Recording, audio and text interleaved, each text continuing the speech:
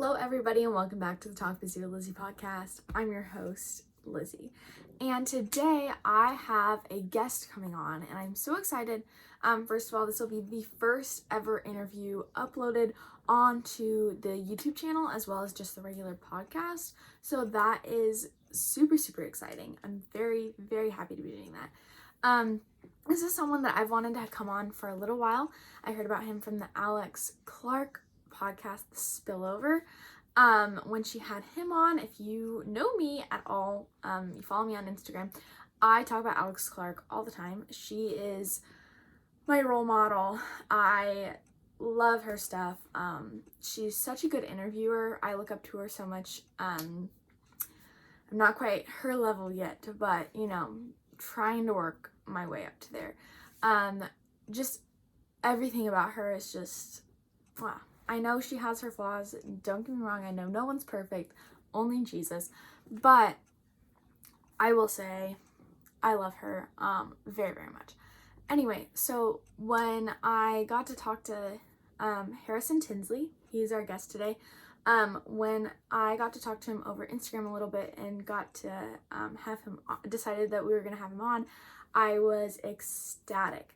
First of all, because of the fact that I found him on there, but that wasn't even close to why I actually really wanted him on, because his story is just heartbreaking, encouraging, all of the above, okay? You'll hear his story today, and it's his story and it's his son's story. His son is Sawyer.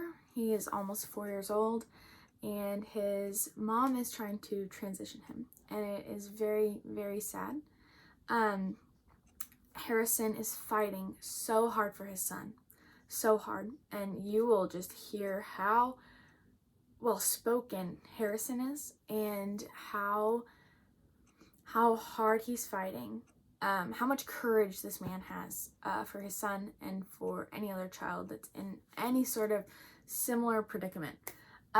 So I'm very excited to have him on so that you guys can hear from him, because wow, I'm honestly I was kind of speechless after talking to him, because I was just amazed at how secure he is, and just that he knows he needs to fight and he's gonna do whatever it takes.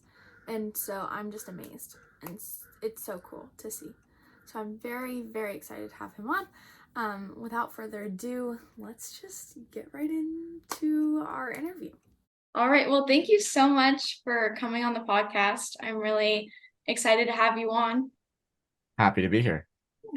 I actually found you through Alex Clark's Spillover podcast episode with you, and I feel for you so much. I can't imagine what you and your son are going through.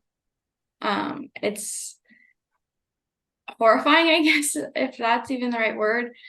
So I'm really sorry about that. Thank you for saying that. It's definitely a really hard thing, but hopefully I can just come out the other side stronger, better man. And Alex Clark's awesome. I'm so thankful she had me on, and she was such a nice person. Yeah, good. My first question for you is if you could just explain what your relationship with your ex was like, getting together, being together, and then once your son was born. So basically, a few years back, went to karaoke. I met a girl, thought she was beautiful. I sang her some songs. We ended up going on some dates and falling in love. And we started dating, and shortly into our relationship, she ended up getting pregnant. And we were both super stoked about that, regardless of the circumstances. And we always had political differences. It was something I thought we could get past, or agree to disagree on. That didn't seem to be the case. And as our pregnancy went on, a few months in, she was just being super hostile towards me. And I was constantly getting threatened that I wouldn't see my son if I wasn't exactly who she wanted me to be, basically. Mm-hmm. And it ended up that she broke up with me and sent me a cease and desist letter. So I didn't know when my son was born. I found out about 1 week later from someone on social media, and that was pretty heartbreaking. And after that, I filed in court in San Francisco Family Court to establish paternity custody visitation. It was 2 months after he was born. And it took 13 more months just for me to meet him. So I finally met him when he was 15 months old, which I thought was just a travesty of how long that took. It Yeah, seemed unacceptable to me. absolutely. I don't know how it's even possible, but you know, those 15 months made me stronger, and it was definitely a really hard time, but I got through it. And I like to think that I'm not a victim, and now I'm a better man, a stronger man to be there for my son when he needs me most. Yeah. And so I started visitation with him, and I would visit with him on weekends. And then I moved to the Bay Area, and I was awarded almost immediately half custody, which was awesome. Yeah. So I started half custody, and essentially that's around the time when his mom started to heinously defame me, say things that are really horrible and untrue about me. And she was starting to put him in dresses and call him they and non-binary, all these weird things. There was an incident where his mom was arrested, unfortunately, with my son there. And there was all these different things that were adding up. So I presented it all to family court, and I got granted a trial. It ended up being a 5-day trial, and I felt super confident about it. I had lots and lots of evidence and witnesses and all these things. After the trial, the court said, "Oh, we're going to keep custody the same." You know, they didn't care about the gender stuff. They didn't rule against me or anything. They just said, you know, that's not our deal. Yeah. And I was like, okay, like I thought that was like the best case I could have presented in court for any reason to get custody ever. So I decided that I had to find a new route to try to help my son. And that's what I did. And I'm thankful that Daily Wire broke my story. And from there, it's just been like a rocket flight of interviews and a mission to protect not just my son, but all kids and parental rights, and just kind of keep kids safe from gender ideology and just crazy ideas and sexual ideas that shouldn't be anywhere near children. Yeah. I mean, I can't even imagine what you're going through, what your son's going through. And just, it amazes me how tough you are for fighting for not just your son, but any child who's in this circumstance. And that, I mean, you have the bravery, the courage to go through. I mean, I can't imagine even coming on here and talking about these things and going through so many interviews, talking with so many people, fighting so hard. You are, I mean, such a strong man to do that for your child and for so many other kids out there. Thank you for saying that. It really means a lot. I mean, the amount of encouragement and support I've gotten from people has been just overwhelming and incredible. It's just made me, you know, want to go even harder. And honestly, I have a duty to my son, and I have a duty as a man to, you know, stand up for him and to stand up for what's right. I think courage is the most important virtue, and that's what we're lacking as a society, and that's why we are where we are at right now, in my opinion. And I live my life by the motto of be brave, and that's what I'm going to do regardless of how hard it is. Good. What are some steps that you're taking in fighting for your son? So I'm appealing that court decision from the trial. That's happening right now. It's starting, and that can be a long process, and it's one I'm not too familiar with, but I feel confident about it. Do feel that there was some case law and things that weren't followed in the trial that would normally grant someone custody or at least a consideration of it. Mm-hmm. And there's some criminal court stuff. His mom violated a restraining order I have on her, and that's another interesting avenue that's happening in court. And there's, of course, just the constant interviews and just speaking up, speaking out, going to the Capitol, you know, lobbying against bills that are crazy in California. I was super thankful that Gavin Newsom vetoed AB 957, and just doing everything I can to create the future I want for my son and for all children. Yeah, that's amazing.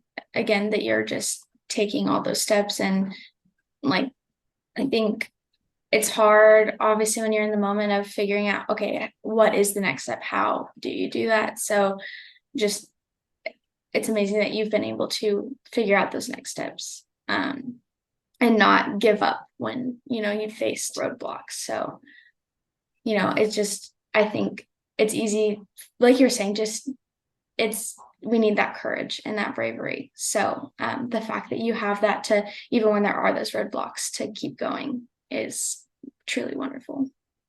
I appreciate it. It's definitely like not the easiest road, but I don't think that the easiest road is the right one in life. I think the most meaningful one is, and that's what I'm choosing. And I just hope that more people will, be brave and start to speak the truth. If everyone just had the courage to say what they actually believe, I think we could end a lot of this stuff because too many people are scared. Too many people are, worried about losing their job or about offending someone. And we're at a point where it's so serious, and the effects of what's happening to children and to society are so detrimental that we have to start speaking up. This is the moment in history where we say no more. Yeah. My next question is, can you explain some steps in legislature related to this topic recently? Like the veto that Governor Newsom made and everything like that. So there was a whole series of anti-parent bills, I believe all of which passed except AB 957 he vetoed, and that was a bill directly affecting family court. It was saying that judges in family court should strongly or recommended to consider and grant custody to an affirming parent of a child's gender identity or expression. It was very broad, and it was interesting. I was always saying that I was going to use it against them and say, look, because Sawyer, my son, he says he's a boy adamantly. And so his mom, by saying his non-binary, would be not affirming his gender because he says he's a boy, and I say he's a boy, so I'm the affirming parent, which is interesting because that's kind of the reason Gavin Newsom gave when he said why he vetoed it. He said that conservative people and judges would have been using it in the opposite way. Not that I consider myself part of any political party. I just want to do the right thing. Yeah. But yeah, I mean, so that was one crazy bill, and it was an absolute miracle it got vetoed because we tried so hard to fight against it. Every time I went to the Capitol, I talked to all the senators and assembly members about it. I talked to the author of the bill. She thought it would give me full custody, which was interesting. I'm not sure I actually buy it if it was passed, that that's what would happen. But there was a bunch more bills. Then the terrible one would be AB 665, and it, in a way, emancipates 12-year-olds to temporarily be able to leave their parents' home and go to a government home, and thus they could make some decisions that could change their life. Besides living where they live, obviously, there's also medical decisions and all sorts of things that can happen. So we've seen temporary orders or things in the government last a very long time. So it's, even though it's temporary, it's definitely concerning. And there was just a bunch of anti-parent bills. It seems like that's one of their main goals right now in the California, Senate and Assembly. I'm not sure why. I don't think it's a winning issue for them. I think we need a strong pushback against it, like we have been. You see all these parents at school boards standing up, and that's what we need. We need people like you and me speaking out, parents at school boards, and just to say we're not going to let you, take our children from us. Yeah. And then I know I've seen a bunch of your posts about, going out and fighting to government officials and everything. And so have you met anyone while doing that who you've seen has been in a similar situation to you and your son? Yeah, I have met quite a few parents in similar situations, at least in some ways. And my friend Adam Vina, he hasn't seen his son in a few years, and we were just all at his courthouse supporting him. His judge resigned, which was a super interesting turn of events, but then he basically got a ruling against him, and they're trying to make it that he can't see his son for another 5 years, I believe, if I'm not mistaken. And the mom in that case is trying to transition the son and already has socially, and it's just a really scary situation. I'm hoping he can win on appeal on that, but it's not an uncommon thing that this gender stuff is becoming a divide in family court, where one parent wants to do it and the other doesn't. And I think that we should really err on the side of the parent that doesn't, because that's the safest choice for children. Right. Yeah. And I mean, it's crazy how many people out there are also fighting with this issue. And it's hard to see, but also I know encouraging that, you're not alone, and that there are a lot of people in your corner. It definitely is. Yeah. Sometimes you just need to, whether it's music or seeing people or talking to people or sharing stories, to see that you're not alone can be a really big, motivator, encourager for people. Yeah. And that's why I have this podcast, is just sharing people's stories, because A, it educates people on issues, B, it lets people know that they're not alone, and C, you can have people who come around you to fight with you by spreading that story. Yeah, it's amazing that you have a podcast and that you do that. I think sharing stories is so important. That's what people do to teach their kids. That's what you do, to share experiences. And I like to write songs. And so I like to think that some people can relate to my songs. It's a similar concept that I find really touching and emotional and amazing. And do you want to talk a little bit about your song? Well, I'm assuming then you're going to mean my song for Sawyer. Yeah. Yeah, I have a song. It's called It's a Boy. And it was actually written before I ever met him. It was in that 15 months I was waiting. I wrote the song, and it was just about imagining all the things we were going to do together, and how, I was sorry it'd been so long. And I just remembered, when me and his mom went to the doctor together and found out it was a boy, we were so excited, believe it or not, both of us. And I just thought back to that ultrasound. I can see it, I can see the actual ultrasound and the feeling of joy that overwhelmed me. And then, yeah, just imagining all the things we were going to do together. And so far we've been doing them all. I'm super thankful for that. Yeah, that's awesome. How is Sawyer doing lately with everything going on? He's doing pretty incredible. He's just the most wonderful kid. I'm so unbelievably lucky and grateful. He's super adorable. He's super smart. He's really physically adept. Like, he's just got it all going for him. Everyone loves their kid, but I'm telling you, this kid just has like a really, really great just life happening around him, and he's somehow found a way, regardless of anything going on at his homes, just living a good life and developing so well. And I only tell him good things about his mom. His mom's wonderful in so many ways. I do believe that. I think the line between good and evil cuts through everyone's heart. And I know different people go through different things and suffer from different mental illness problems, and that can affect how they treat other people. And I hope that his mom can get more well in her own life so that she can be a better mom for him. Yeah. And yeah, Sawyer's just doing great. I spend all my custody time with him. And we were just in Tahoe with my parents. It was a really fun time. And yeah, just thankful for every second with him. That's awesome. And I'm glad that, he's doing well, because obviously I've been doing so much research into like just the effect of like stress and trauma on kids, even from such a young age. So to hear that, he's doing well. And also I think it's amazing that you continue to speak good on his mom to him, because I mean, I have friends, and like they've had family members talk bad about other family members to them, and it causes such a big strain on that relationship. And so when he's already having such a big, issue in his life, for you to continue to just speak kindly on her is probably such a huge thing.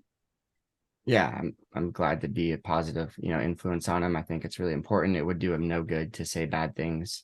Of course, it's sad though. Unfortunately, she does seem to, at least sometimes, because Sawyer will often repeat what is said to him, whether it's me or anyone else. He'll tell me, bad things said about me, which is kind of saddening. Yeah. And I'm sure it doesn't feel good to him, and he knows they're not true. But hopefully that's getting better. Hopefully she accepts that he's a boy and wants to be a boy, always will be a boy. And yeah, but Sawyer's doing great, and just he's unbelievable. Yeah. And how old is he now? He turns 4 pretty soon. Oh. How, or I already asked about, how can others help you fight? The first thing you could do is just start to say the truth, start to say what you actually believe in your life, whether it's on social media or in person conversations. Every bit makes a difference. Everybody can make a huge difference. I started going to the Capitol and all these rallies and, doing all these things. And it's amazing if you're not there, no one is. one person can make a big difference, believe it or not. You could follow me on social media, Harrison Tinsley. Send me a prayer or message if you want to help for my attorney fees for fighting the court battle with my son, because it's extremely expensive. It's Give, Send, Go, Saving Sawyer. And but yeah, I mean, if you can't do that, it's no big deal. Just start speaking up. That's what we need more than anything in the world right now. Right. And I'll link your Instagram and everything in the show notes so that people can follow you and everything. Cool. Appreciate it. Yeah. Why do you think your ex wants to transition your son? There's no way for me to know, of course. Right. I can only speculate, but speculatively, either she genuinely believes that kids should be able to choose their gender. Although he's chosen, he'll adamantly tell you a boy. So I would have thought that would have stopped by now. Yeah. Or I think there's at least a chance that it has to do with hurting me. Those would be my two best hypotheses. Either one is so sad. Yeah, it's extremely unfortunate, but Sawyer knows he's not buying into it, thankfully. He's a rebel like me. He's always a rebel, rule breaker. Sawyer seems to be the same way, which I'm sure will be harder than it sounds right now, but it's working out for this gender stuff. So that's great. Yeah, good. How are you dealing with the stress of it all? I just do my best to accept the responsibility of it all. Yeah. I make sure to run a lot, and I listen to music, and I, make sure to spend my time with Sawyer, and that makes me remember what I'm fighting for. And I, listen and read different philosophers and Jordan Peterson, all these people that just make me feel that at the end of the day, regardless of the amount of suffering you're going through, that doing the right thing is what matters most. Mm-hmm. And I just try to keep that in my mind, regardless of how hard it gets. Obviously, sometimes it's harder to sleep at night than it could be, and it's painful. But Sawyer's worth it, and all children are worth it. And I'm not going to be remembered as a coward who just let children be mutilated. I'm ready to accept what comes with being one of the people who spoke up against it. Yeah. Again, it's so amazing to have, someone who just is really leading that. And obviously, like, it's not something you would have maybe chosen for yourself if it were different, but it's so sad that you were thrown into that, but the fact that you took charge and you said no and, are fighting is just so encouraging, I bet, to so many people. Life's so unpredictable. I would have never, if you asked me 5 years ago, thought any of this would be where I am or what I'm doing. Yeah. But you just try to take it as it comes, one day at a time, and, do your best to focus on the things you can control and not on the things you can't, and to stay positive. Yeah. What was running through your mind when you found out what your ex was trying to do?